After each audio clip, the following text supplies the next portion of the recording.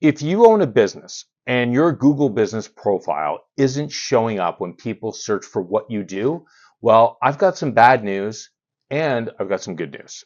Now, the bad news is it's almost never Google's fault. But the good news is that means you can actually fix it.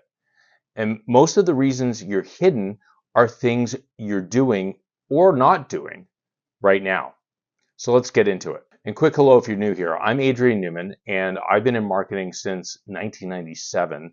And I run a digital agency that does this for small businesses all day long. This channel is me telling you the stuff most agencies won't, because they'd rather you not know how simple some of this actually is. So today's question is one I get constantly.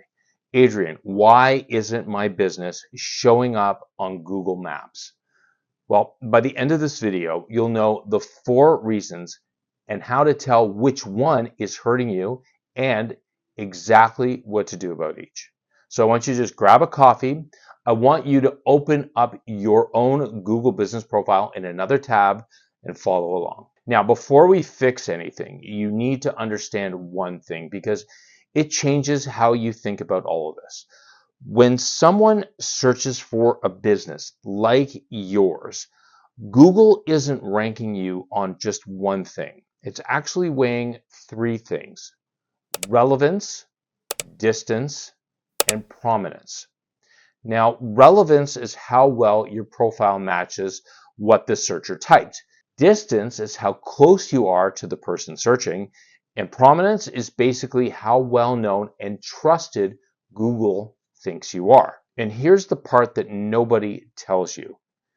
You have almost total control over 2 of those 3. Now, relevance and prominence, well, they're in your hands.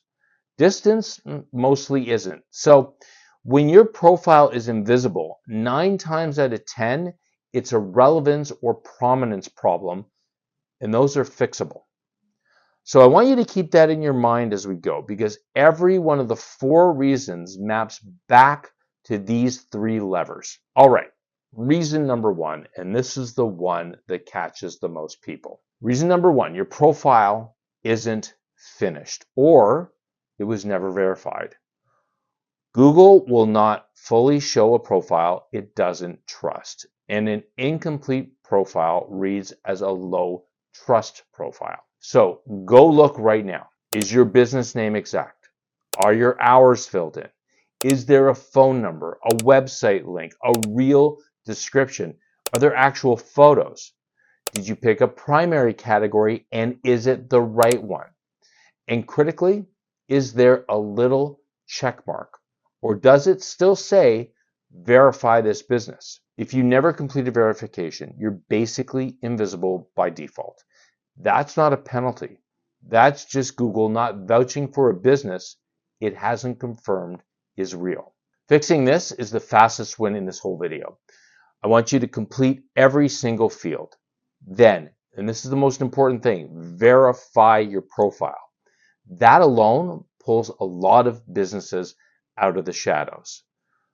Verification can be a complex process. Sometimes they require video verification, which means you have to take your phone through your office, show them unlocking your door. There's lots of steps.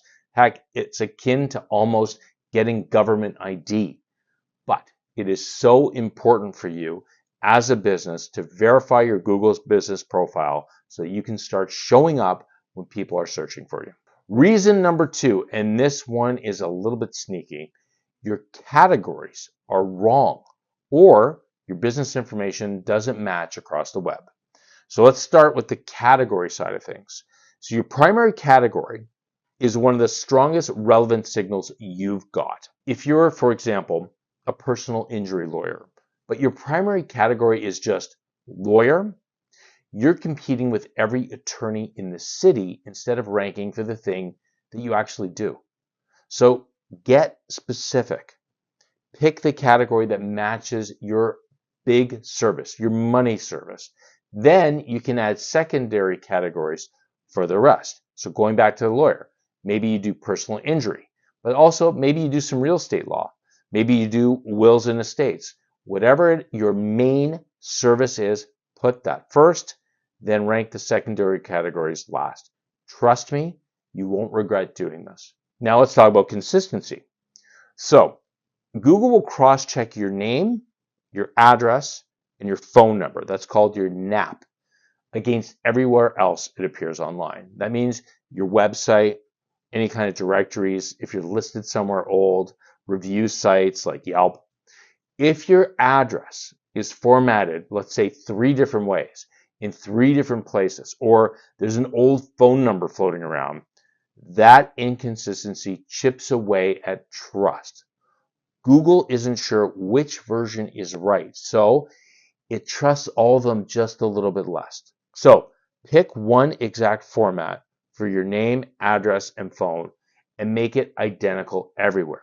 So for example, if you're at 123 Main Street, Toronto, Ontario, Suite 12, don't have it posted as Unit 12 somewhere else. Make sure the word street, if you spell it S-T-R-E-E-T, that's how it's spelled everywhere instead of just S-T dot. I know, it sounds boring, it sounds mundane, it sounds trivial, but it's also very effective. Okay, we're halfway there, but the next one is the reason a lot of set it and forget it profiles slowly die. Reason number 3, your profile is a ghost town. No new reviews, no photos, no posts, no activity for months. And this is a prominence problem, and this is the one that quietly kills profiles that used to rank just fine. And here's what people get wrong. A Google business profile isn't a set it and forget it listing. Google favors profiles that show signs of life, an active, real business that people are engaging with. And reviews are the biggest part of that. Not just a star rating, mind you, but how many you have, how recent they are, and whether you actually respond to them. So, if it's been like 6 months since your last review and you've never replied to a single one, that's a signal. If you've never posted an update or added a fresh photo of, let's say, your office, your staff, a job site, well, that's a signal too. Look, the fix isn't complicated. It just takes some consistency. Ask every happy customer for a review on purpose as a habit. Reply to everyone, good or bad. Add a few new photos every month. Post the occasional update. What you're doing there is you're telling Google that you're a living business worth showing to people who are searching for a category just like yours. Okay, reason number 4 is the one you can't fully control. And it's important that you understand it so you don't waste money chasing the impossible, and that is distance. Google shows local results based on where the person is actually searching. So if your shop, let's say, is on the north end of the city, but there's someone searching from the south end, well, you may simply be too far away to show up for them. Remember, you're competing with other businesses in their area. So they're going to show the ones that are closer, and it doesn't matter how perfect your profile is. This is why you might rank great when you search from your own office, but you might be invisible to a customer across town. So you're not being banned, you're not being punished, you're just outside the radius. Now, you can't move your building, but you can widen your reach by getting stronger on the other 2 levers. The more relevant and prominent your profile is, the wider the area Google is willing to show you in. Distance sets the floor, but relevance and prominence, they raise the ceiling. Okay, so let's tie it all together. If your profile isn't showing up, here's your order of what to do. First, verify and complete every single field. Don't leave anything out. Number 2, fix your primary category and make your name, address, and phone number identical everywhere. Number 3, get active.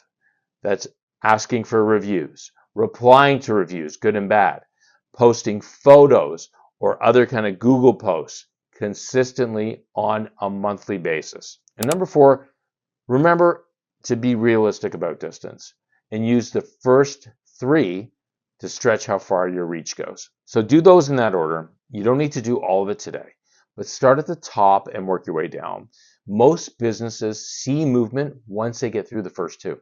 Look, if this helped, please do me a favor and subscribe. I put out videos like this every single week. I break down exactly how small businesses get found online without the agency runaround. Oh, and if you want me to look at your profile or your website and tell you straight what's holding it back, well, there's a link to get in touch with me in the description. That's it. More leads, less BS. I'll see you at the next one.